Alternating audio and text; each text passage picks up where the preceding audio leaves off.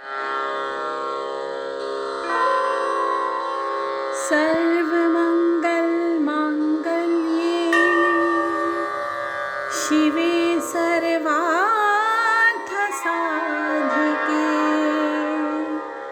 शरण्ये त्र्यम्बके गौरी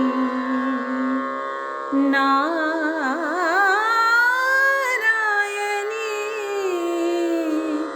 नमोस्तुते।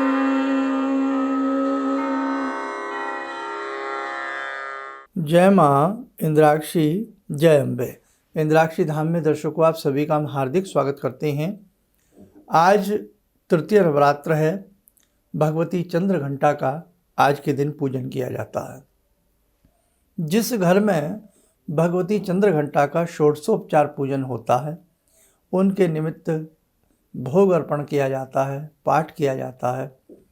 वो घर एक तरह से शत्रुओं से रहित हो जाता है, बाधाओं से रहित हो जाता है। नाना प्रकार के संकट उस घर के दूर हो जाते हैं। बहुत सारी चीज़ें आज के इस अंक में हम आपको बताएंगे। साथ में बताएंगे आज लगने वाला भोग, आज होने वाला पाठ, कल लगने वाला भोग और पाठ, सारी जानकारी आपको देंगे। आइए पहले आज का हम पंचांग देखें। 24 मार्च सन 2023 दिन शुक्रवार, संवत 2080, चैत्र मास शुक्ल पक्ष, तिथि आज तृतीया है और साथ ही गणगौर का पर्व है। गणगौर पर्व की सभी देशवासियों को बहुत बहुत शुभकामनाएं। नक्षत्र अश्वनी है। आज जन्मे जातक गणमूल नक्षत्र की श्रेणी में रहेंगे। राहु काल 10:30 से 12, दिशाशूल पश्चिम दिशा। भगवती चंद्र घंटा सभी के ऊपर कृपा बरसाएं। और इसी के साथ साथ जब आज का जो पूजन साधक कर रहे भी होंगे, बहुत लोग करेंगे। भगवती दुर्गा के ही अनेक रूप हैं। 9 रूपों में भगवती बसती हैं। 108 नाम, 1008 नामों में भगवती बसती हैं, है ना। शक्तिपीठों में भगवती का वास है। 10 महाविद्याओं में भगवती का वास है। हम इन्हें दुर्गा कह लें, हम इन्हें इंद्राक्षी कह लें, हम इन्हें नैना कह लें, हम इन्हें चामुंडा कह लें, हम इन्हें कामाख्या कह लें, हम इन्हें विंध्यवासिनी कह लें। माँ के ही अनेकों रूप हैं। जो दुर्गा सप्तशती साधक पढ़ रहे हैं उन्होंने देखा किस प्रकार से शत्रुओं का मर्दन करने वाली, हजार हजार रथियों के साथ करोड़ करोड़ असुरों से क्षण भर में उनकी सेना को नष्ट कर देने वाली, जैसे एक काष्ठ को एक माचिस की तीली जला फेंक दी है। ऐसे ही भगवती हैं जो भगवती की शरण में जाकर के जगदम्ब जगदम्ब कह कर के पुकारता है। नाना भांति के कष्ट उस व्यक्ति के दूर हो जाते हैं। आप घर में अखंड ज्योत बहुत लोग लगाए हैं, किसी कारणवश कई बार ज्योत शांत हो जाती है। घबराना नहीं है, वहम नहीं करना है, ऐसा हो जाता है कई बार। ज्योत के ऊपर फूल बन रहा है, ज्योत कैसी चल रही है, इस प्रकार के किसी वहम में नहीं पड़ना है। एक ध्यान रखना, जितना प्योर आपका घी होगा उतनी ही ज्योत फूल रहित रहेगी। ये सब नौटंकियां हैं कि ऐसा फूल बने तो ये होता है। पाठ आप कुछ भी ना करें, बस फूल देखते रहें ज्योत पे कैसा बन रहा है। ये क्या बात हुई? अरे आप घर में वैसे भी दिया जला के छोड़ दीजिए तो भी उसके ऊपर कोई ना कोई आकृति बन जाती है। इसलिए वहम में मत फंसिए। साक्षात आपके सामने भवानी बैठी हैं, आप उनके ऊपर ध्यान दीजिए, आप अपनी भक्ति भावना के ऊपर ध्यान दीजिए। इन दिनों में देवी अथर्वशीर्षम का पाठ करना बड़ा श्रेष्ठ रहता है। इन दिनों में देवी माता के 108 नाम जपना, 1008 नाम जपना बहुत श्रेष्ठ रहता है। इन दिनों में गायत्री यज्ञ करना, गायत्री मंत्र जपना, साथ ही दुर्गा जी के किसी भी मंत्र से या निवारण मंत्र से तिलों की आहुतियाँ देना बहुत श्रेष्ठ रहता है। इन दिनों में अपने घर को पवित्र रखना। भगवती न जाने किस रूप में किसके घर में आकर के अपना डेरा रखें, स्थान चुनें। इसलिए बहुत शुद्ध तरीके से आपको अपने घर को शुद्ध रखना है, मन को शुद्ध रखना है, तन को शुद्ध रखना है। भक्ति का मायने केवल तन शुद्ध नहीं है, भक्ति का मायने आपके तन के साथ साथ आपका मन भी शुद्ध होना चाहिए। अच्छा आहार लें। आप व्रत नहीं रख सकते हैं, कोई बात नहीं, आप भगवती की साधना के तब भी अधिकारी हैं। आपने गुरु मंत्र की दीक्षा नहीं ली है, नवारण मंत्र की दीक्षा नहीं ली है, आपने दुर्गा जी के किसी मंत्र की दीक्षा नहीं ली है, तब भी आप दुर्गा सप्तशती पढ़ने के अधिकारी हैं। तब भी आप दुर्गा जी की पूजा पाठ करने के 100% अधिकारी हैं। इतना वहम डाल दिया गया है। एक तो लोग वैसे ही धर्म से विमुख हो रहे हैं और ऊपर से आपने दीक्षा नहीं ली तो आप ये नहीं कर सकते, आपने ये नहीं किया तो आप ये नहीं कर सकते। अरे भैया, सब कुछ अपने मन से करिए। भगवान जितना औरों को जानता है इतना आपको भी जानता है। बस फर्क इतना है, विश्वास की बात है। एकलव्य जी को देखा है क्या, जहाँ गुरु द्रोण ने मना कर दिया हम आपको धनुर्विद्या नहीं सिखाएंगे, गुरु ने मना कर दिया, लेकिन उसके बाद भी गुरु के भाव को अपने अंतर मन में सजो करके, गुरु की मृतिका बना करके और अपने गुरु से मानसिक आज्ञा लेकर के क्या धनुर्धर विद्या में माहिर हुए एकलव्य। किसी से छिपा है? काकी माँ भिलनी को देखो कैसे श्रद्धा से राम जी को बेर खिलाए, किसी से छिपा है? सब जानते हैं। इसलिए मेरे साथ को बहुत ज़्यादा जो लोग वहम फैलाते हैं ना, हमें बड़ा डर लगता है, क्योंकि हमारे लोग वैसे ही धर्म से विमुख हो रहे हैं। इसलिए ध्यान रखना, हम आपको जब भी कुछ कहेंगे हृदय से कहेंगे, प्रामाणिक रूप से बोलेंगे। दुर्गा सप्तशती में किसी भी प्रकार की दीक्षा लेने की आपको आवश्यकता नहीं है। भगवान को भजने में किसी भी बंधन की आवश्यकता नहीं है। भगवान स्वतंत्र रूप से भगवान को भजिएगा आप, किसी वहम में मत पड़िएगा आप। ठीक, हम बताते जरूर हैं तिथि का ये भोग लगाएं, वार का ये भोग लगाएं, नहीं है कोई बात नहीं। शुद्ध चीज़ होनी चाहिए। आपके घर का बना मक्खन हो, बाज़ार का हो, लेकिन शुद्ध होना चाहिए। शुद्ध भगवान को भोग लगाएं। और कई बार चीज़ें नहीं भी होती हैं, घर में कोई सामान नहीं भी होता है, कई बार पुष्प नहीं होते, कई बार फल घर में नहीं होता, पैसे की कमी से नहीं होता, तो कई बार हम जा नहीं पाते, आलस्य घेर लेता है, कई बार बुज़ुर्ग लोग हैं बाज़ार नहीं जा पाते। 100 तरह की कई बार ऐसी अड़चनें आ जाती हैं कि हम चाहते हुए भी सामान नहीं ला पाते। अब होता क्या है, अब पाठ का समय आ गया, तो मेरे साधकों, मेरे दर्शकों, किसी तरह का वहम नहीं करना। सुदामा जी बन जाना।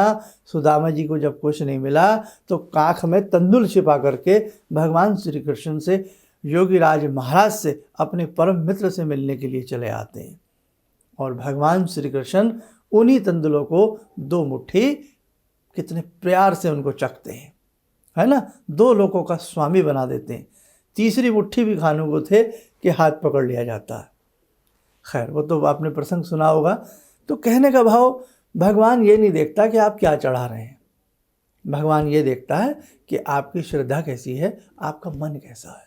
बस अपनी भक्ति को, अपनी भावना को मन से करना, फिर किसी तरह से घबराने की आवश्यकता नहीं है। बहुत लोग आपको नाना भांति के वहमों में डाल देंगे। आप ऐसा ना करें तो ऐसा हो जाएगा, ऐसा ना करें तो वैसा हो जाएगा। अरे भैया, कुछ भी नहीं होगा। आपकी भावना गजब की है ना, सारी चीज़ें अपने आप सुव्यवस्थित हो जाएंगी। आइए, अब आज का क्या पाठ रहेगा, क्या भोग रहेगा तिथि और वार के हिसाब से, और कल का क्या रहेगा, आइए ये जान लेते हैं। तृतीय नवरात्र का स्वरूप, भोग व पाठ। तृतीय नवरात्र का जो स्वरूप है आज का, वो भगवती चंद्र घंटा का पूजन किया जाता है। जो भी पूजन करें, जो भी समर्पण करें, भगवती चंद्र घंटा का नाम लेकर के करें। तिथि के अनुसार भोग जाने, दूध का भोग लगता है जिससे दुखों की निवृत्ति होती है। वार के अनुसार से मिश्री का भोग लगाया जाता है, और दूध में ही मिश्री डाल करके भगवती को भोग लगा दें तो दोनों काम बन जाएंगे। आज का पाठ 4था अध्याय आज के दिन पढ़ा जाता है। कल अध्याय भी ज़्यादा होंगे, है ना, और बाकी सारी चीज़ें मैं कल की भी आपको नोट करा देता हूँ, आप नोट कीजिए। चौथे नवरात्र का स्वरूप, भोग व पाठ। चौथे नवरात्र का जो स्वरूप होता है वो भगवती कुष्मांडा का होता है। जो भी पूजन करें, षोडशोपचार पूजन करें, आरती करें, भोग लगाएं, भगवती कुष्मांडा का ही ध्यान करें। तिथि के अनुसार भोग भगवती को मालपुए का लगता है कल के हिसाब से, और वार के हिसाब से भगवती को गोघृत का भोग लगता है। और पाठ जो है 5वां, 6ठा, 7वां और 8वां कल के दिन 4 अध्यायों का पाठ किया जाता है। अच्छे से करिएगा। और जैसे हमने कहा मालपुआ, अब मालपुआ हर जगह, बहुत से शहरों में तो मालपुआ मिलता ही नहीं है, आसपास नहीं मिलता, दूर मिलता। तो ऐसा नहीं है कि आप मालपुए का भोग लगाएं। आप कोई भी अन्न से चीज़ बना करके, और जैसे मीठे गुलगुले होते हैं या कोई ऐसी चीज़ भोग लगा दें, और नहीं तो सर्वश्रेष्ठ है जो चीज़ मिल जाए तो ले लें, नहीं तो दूध सब घर में मिलता, दूध का, फल का और किसी भी खोए के मिष्ठान का भगवती को भोग लगा दें। या पंचमेवा का भोग भगवती को अति प्रसन्न करता है। ड्राई फ्रूट का भोग आप भगवती को रोज़ लगा सकते हैं। कहने का भाव, जरूरी नहीं है जो मैं बता रहा हूँ वो चीज़ें आपको मिल जाए तो बहुत अच्छी बात है, क्योंकि ऐसा लिखा गया है, ऐसा बताया गया है, तो मैं आपको बता रहा हूँ। ना मिले तो आप दूध का भोग लगाइए, फल का भोग लगाइए, और साथ में जो ड्राई फ्रूट का भोग लगाइए। बाद में प्रसाद के रूप में आप स्वयं ले लीजिएगा। आइए, समय और चला आज की ध्यान साधना का। आज की ध्यान साधना में जुड़ते हैं भगवती चंद्र घंटा से। ॐ सिन्दूरारुणविग्रहां त्रिनयनां माणिक्यमूलस्फुरात् स्तारानायकशेखरं स्मितमुखी वापेन वक्षोरुवां पाणिभ्यामलपूर्णरत्नचषकां रत्नोत्परां बिभ्रति सौम्यां रत्नगटस्थरक्तचरणां ध्यायेत् पराम् अम्बिकां खड्गं चक्रगदेषु चापपरिगान् शूलम्बुशुण्डिं शिरा शङ्खं समदधतीं करे स्त्रीनयनां सर्वाङ्गभूषावृतां नीलासमद्युतिमास्य पाददशकां सेवे महाकालिकां यामास्तो स्वपितैहरो कमलजो हन्तुं मधुं कैटवं विद्युद्दामसमप्रभां मृगपते स्कन्दस्थितां भीषणां कन्या विहकरवालखेटविलसा धस्ताविरासेवितां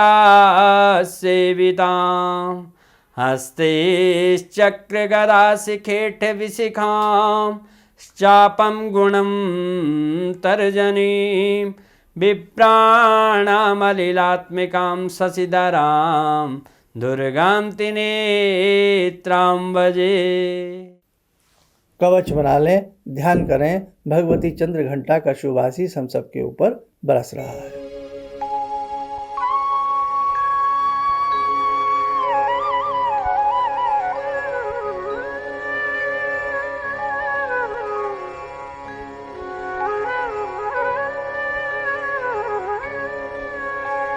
ओम बोलते हुए नेत्र खोलें, सामान्य हो जाएं।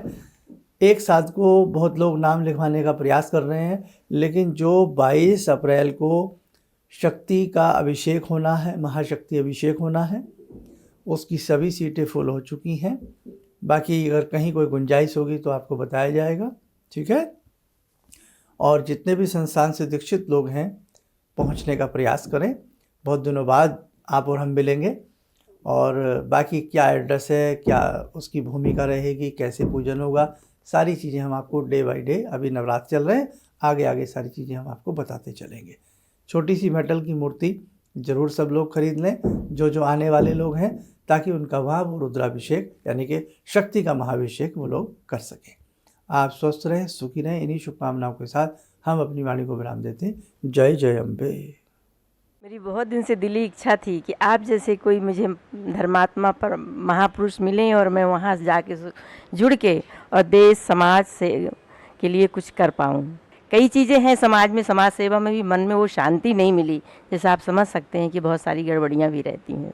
आज का अनुभव यही है कि मुझे आस लगता है कहीं सही रास्ता मिल गया है, सही मंजिल मिल गई है। जो मैं करना चाहती थी शायद अब मैं कर पाऊँगी। किसी भी समस्या के समाधान के लिए मिले प्रसिद्ध हस्तरेखा एवं वास्तु विशेषज्ञ प्रोफेसर धर्मेंद्र शर्मा जी से।